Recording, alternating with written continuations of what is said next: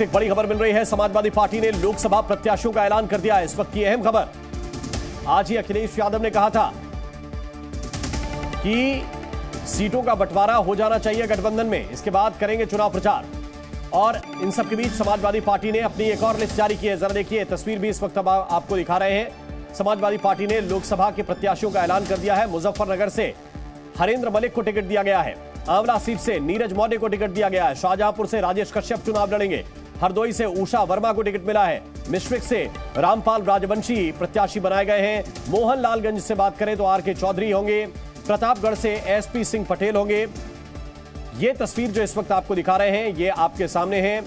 लोकसभा चुनाव 2024 के लिए समाजवादी पार्टी के प्रत्याशियों की ये सूची है। गोंडा से श्रेया वर्मा को और गाजीपुर से अफजाल अंसारी को टिकट समाजवादी पार्टी की ओर से दिया गया है। विशाल, इन सब के बीच की अखिलेश यादव और कांग्रेस पार्टी के बीच सीटों का बंटवारा हो, एक और लिस्ट है ये समाजवादी पार्टी की।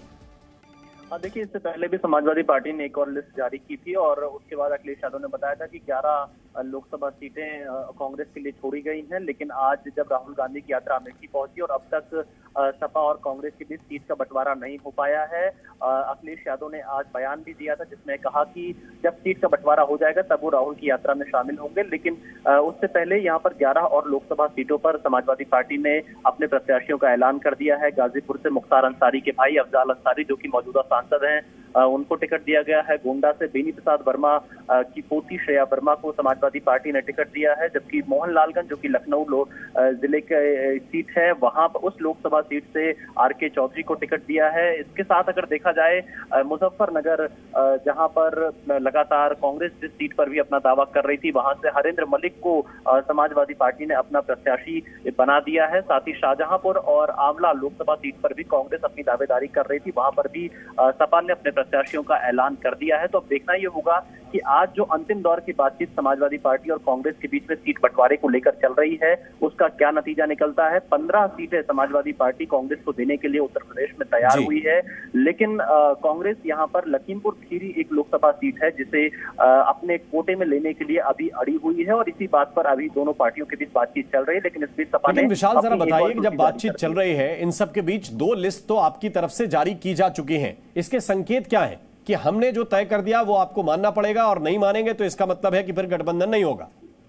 देखिए, उत्तर प्रदेश में अखिलेश यादव ये चाहते हैं कि समाजवादी पार्टी इंडिया गठबंधन को लीड करे और यही वजह है कि वो अखिलेश यादव अपनी तरफ से सीटों का ऑफर कांग्रेस को लगातार दे रहे हैं। इससे पहले अखिलेश यादव ने ट्वीट किया था जिसमें कहा था कि 11 सीटें कांग्रेस को दी जा रही हैं। हालांकि जब बातचीत कांग्रेस और सपा के बीच में शुरू हुई तो अब ये सिलसिला 15 सीटों तक पहुंच गया है। लेकिन ऐसा लगता है कि समाजवादी पार्टी ये चाहती है कि उत्तर प्रदेश में कांग्रेस लीड करते हुए ना दिखे, ये दिखे कि समाजवादी पार्टी ही यूपी में इस गठबंधन को लीड कर रही है। क्योंकि 24 के साथ साथ ये लड़ाई दोनों ही दलों के बीच अपने अपने वोट बैंक को लेकर भी है और 2027 की तैयारी को लेकर यहाँ सपा और कांग्रेस के बीच में ये तमाम। बिल्कुल विशाल, लेकिन जिस तरह आप बता रहे हैं कि 11 सीटें पहले ऑफर की गई थी, अब 15 तक पहुंच गई, इसमें एक समीकरण बीच में ये भी बदला कि आरएलडी के जयंत चौधरी के सुर बदले हैं बीच में, तो उनके खाते की जो 4-5 सीटें थी उन पर शायद समाजवादी पार्टी समझौता करे। लेकिन कांग्रेस के लिए क्या यह सिचुएशन ठीक होगी 15 सीट वाली? इस पर उहापोह की स्थिति,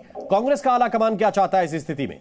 देखिए, जो सूत्रों ने जानकारी दी उसके मुताबिक कांग्रेस लगभग 20 सीटें उत्तर प्रदेश में समाजवादी पार्टी से मांग रही थी और इसके अलावा कुछ ऐसी सीटें थी जिन पर सपा पहले ही अपने प्रत्याशियों का ऐलान कर चुकी है, जैसे कि लखनऊ और लखीमपुर खीरी। इन सीटों को कांग्रेस अपने पाले में चाहती थी और इसके अलावा बाराबंकी सीट पीएल पुनिया के लिए कांग्रेस समाजवादी पार्टी से मांग रही थी। लेकिन सपा बाराबंकी सीट को देने के लिए तैयार नहीं दिखाई दे रही। तो कुछ सीटों को लेकर दोनों ही पार्टियों के बीच में अभी भी बातचीत चल रही है। लेकिन सपा ने अपनी सूची जारी कर यह संदेश दिया है कि कांग्रेस की शर्तों पर नहीं बल्कि उत्तर प्रदेश में अगर गठबंधन होगा तो समाजवादी पार्टी की शर्तों पर होगा। और इसीलिए अखिलेश यादव अभी तक राहुल गांधी की भारत जोड़ो न्याय यात्रा में शामिल नहीं हुए, जो कि वाराणसी से शुरू हुई थी, प्रयागराज होते हुए आज अमेठी पहुंचे। लेकिन अखिलेश अभी भी राहुल की यात्रा से ठीक है। बहुत बहुत शुक्रिया, बहुत बहुत धन्यवाद विशाल आपका इस पूरे अपडेट के लिए।